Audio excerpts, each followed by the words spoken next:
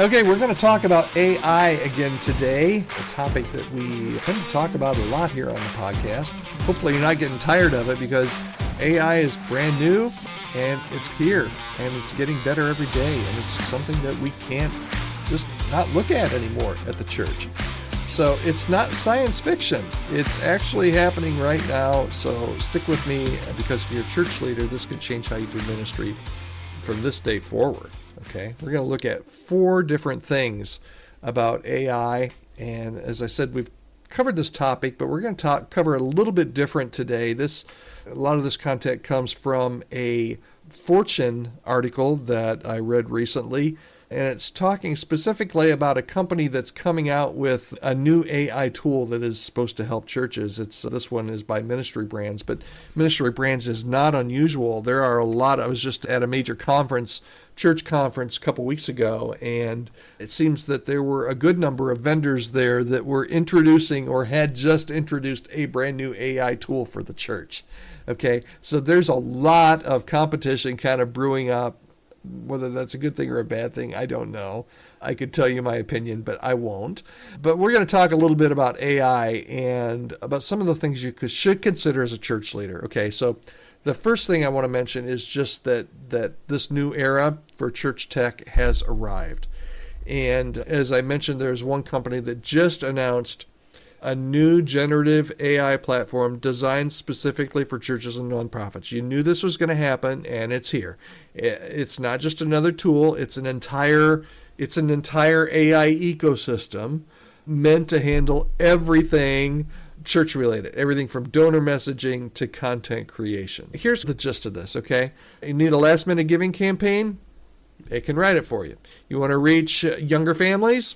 It can craft the exact message that resonates. You need help with social media posts or event descriptions? It's done in seconds. But here's the kicker. It learns from your church's data and past engagement. It really is taking something, once you can tap into who your church is, what your church does, what your church believes, once you can put all of that information into a kind of a readable form for an AI to do, it can bring ideas and different things to you in a very quick manner. And that's what companies like this one company, Ministry Brands, is starting to do. Okay, why does this actually matter for the church, right? Why do we even need to be talking about this? Here's one reason, okay? Most of us, if we're honest, we're drowning in administrative work. And that's one of the promises that this platform or other AI in general, one of the premises is that it's going to free you up from some of those repetitive tasks so that you can focus on people and not paperwork. That's a great premise. If we can actually do that and use some of these new tools, just like we've used old tools for centuries, like typewriters, for crying out loud, and printers and church bulletins, those were all tools, right? And they were all repetitive tasks and all things that took us away from being with people. They were all paperwork and administrative stuff. AI can be a new tool to do that, right? But you do need to take it, make sure you don't replace the repetitive tasks with more repetitive tasks, okay? So where can AI help? AI can help with email. It can help with texting campaigns. It can help with donor strategies. It can help with outreach strategies to help you reach specific demographics or target people that you want to look at. And here's where it gets maybe a little spicy. AI, at least this platform that they're putting out, claims to boost giving by using data to personalize appeals and timing, okay? That to me sounds a little bit creepy because I don't know exactly what it means. Okay, I'm being honest with you. But bottom line, more effective communication will lead to more engaged givers. Is that a bad thing? No, that's a good thing. And if you have a tool that allows you to do things like that, if you use it wisely, that could be a good thing. But wait, is this even biblical? Or is it just hype? All right, there's always tension with technology. There's always tension when tech meets the sacred. Some of you are thinking, does AI really belong in the church? And I think that's a fair question. But here's my take on this, okay? AI is a tool, just like a sound system or a live stream camera, just an online giving platform, just like the organ or flannel graph. Ooh, that hurt. It can either serve the mission of the church or it can distract from it. And what matters is how we choose to use it. So if it helps you disciple people better, if it helps free up your time, if it helps you reach more hearts with the gospel, then maybe it's not something to fear, but something that we need to figure out how to steward. Okay? And then finally, I want to talk today.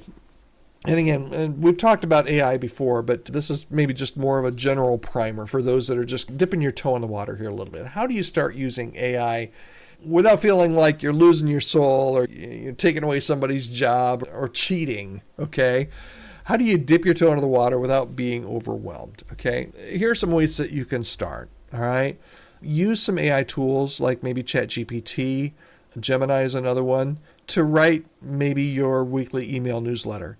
And if you're not doing an email newsletter, if you're not doing something like that, maybe use an AI tool to help you start one. Okay, that would be a good use of the technology. Maybe you let AI summarize your sermon prep notes into bullet points. I've found this to be extremely valuable, not in sermons because I don't preach, but summarizing notes and pulling out the best parts of your notes is a really good way to use AI and just dip your toe in the water. And maybe you want to explore a paid tool like this new AI assistant or some of the others that are coming on the market for some donor communication. I probably wouldn't start there, but as you get familiar with AI and feel more comfortable with it, there may be a play there for you in your church. But here's my pro tip, here's my bottom line, here's what I want to leave you with today. Start small, try it once, see what happens. Get away from this. Maybe you think, I don't want to replace the Holy Spirit. You're not replacing the Holy Spirit, okay? You're just trying out some tools. You're just trying to use the best tools available to multiply our efforts, okay? So here's my final thought for today. AI won't replace pastors, okay? Don't worry about that. Your job is not in jeopardy here, okay? Nothing to fear about AI taking your job as a pastor. You're always going to need that relational component of pastoring and that discipleship and care that AI and a computer and a machine can never do. But pastors who use AI may just reach more people with less burnout. So don't fear it. Learn it. Use it wisely, okay? Have any questions about AI? This is one of kind of my pet projects that I find really fascinating. And I find that I have to keep up on it all the time because it changes. Just in the past couple of weeks, there have been so many different releases of things that you can do as a pastor using AI in your church today that you couldn't do last week. It's uncanny. It's incredible.